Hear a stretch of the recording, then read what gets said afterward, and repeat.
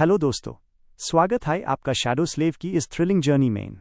आज हम देखेंगे चैप्टर 24, जहां सनी की लाइफ पूरी तरह बदलने वाली है।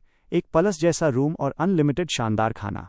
तो चलिए बिना किसी देरी के शुरू करते हैं आज का episode moving up in the world. Shadow Slave chapter 24, moving up in the world. Sleepers से जुड़ी हर चीज़ एक हाई बिल्डिंग में थी। सनी ने अपने कम्युनिकेटर पर आए इंस्ट्रक्शंस फॉलो किए और जल्दी हाई डॉर्मेटरीज ढूंढ लाई जो बिल्कुल नीचे के लेवल्स पर थी। पर उसके लिए हैरानी की बात यह थी कि यूज पूरा एक पर्सनल रूम मिला था। वहाँ एक NARM मैट्रेस वाला बेड था, एक टेबल, एक ड्रेसर और यहाँ तक कि एक सेपरेट बाथरूम भी। सब कुछ नया और देखने में काफ़ी एस्थेटिक था और हवा एकदम साफ और स्टेराइल। अंदर काफ़ी गर्मी थी और बाहर की दीवार पर एक हिडन स्क्रीन लगी थी जो बिल्कुल एक बड़ी खिड़की जैसी लग रही थी, जहां से एक बर्फ से ढके हुए सुंदर पार्क का व्यू दिख रहा था। वहां उसके लिए एकेडमी के एम्ब्लम वाले कपड़ों के काफ़ी सारे सेट्स भी फ्री में रखे थे। कितना ज़्यादा खर्चा किया है, सनी ने थोड़ा हैरान होकर सोचा। रैशनली देखा जाए तो वो समझता था कि ये कोई बहुत बड़ा लग्जरी सेटअप नहीं है, लेकिन उसके लिए जो सड़कों पर भटकते हुए बड़ा हुआ था, ये कमरा किसी महल से कम नहीं था। उसने अपना सर खुजलाया।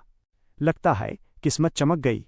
सनी ने चारों तरफ देखा, फिर अपनी शैडो की तरफ देखकर आंख मारी और मुस्कुराया। I guess we moving up in the world, हाँ? शैडो ने कोई रिस्पॉन्स नहीं दिया। शायद वो इतनी इम्प्रेस नहीं थी, या शायद यूज इन सब चीज़ों से फर्क ही नहीं पड़ता था। ठीक है, एक बेवकूफ़ शैडो को इन सब का क्या पता होगा।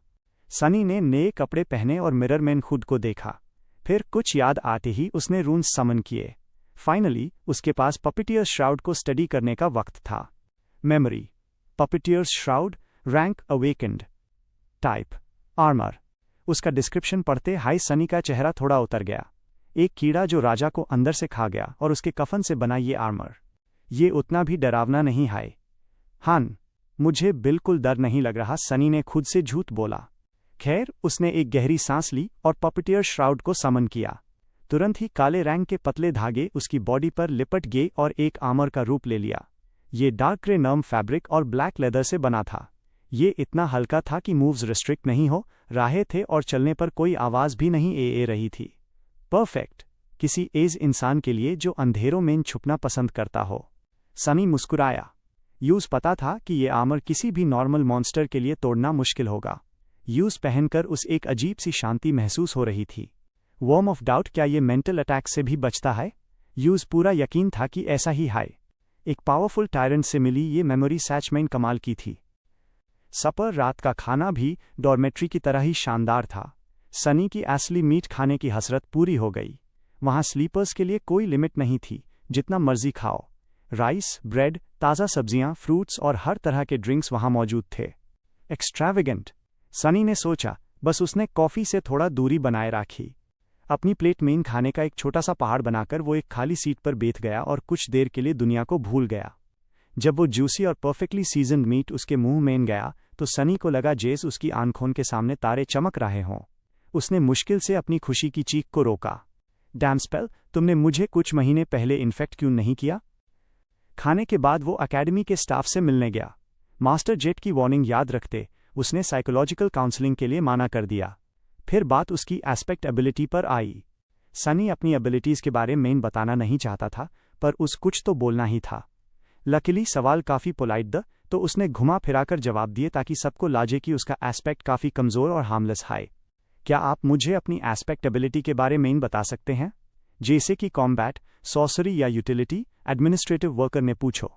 मुझे ठीक से पता नहीं, अभी समझने का वक्त ही नहीं मिला, सनी ने मासूमियत से कहा।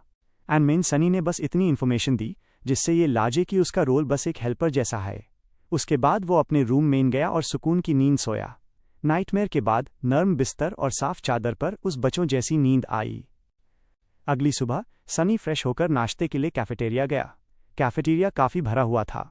प्लेट भरने के बाद उस महसूस हुआ कि सिर्फ एक ही जगह खाली हाइकल वाली ब्लाइंड लड़की के पास। उसका टेबल खाली था क्योंकि कोई उसके पास नहीं बैठना चाहता था। सनी ने मुंह बनाया।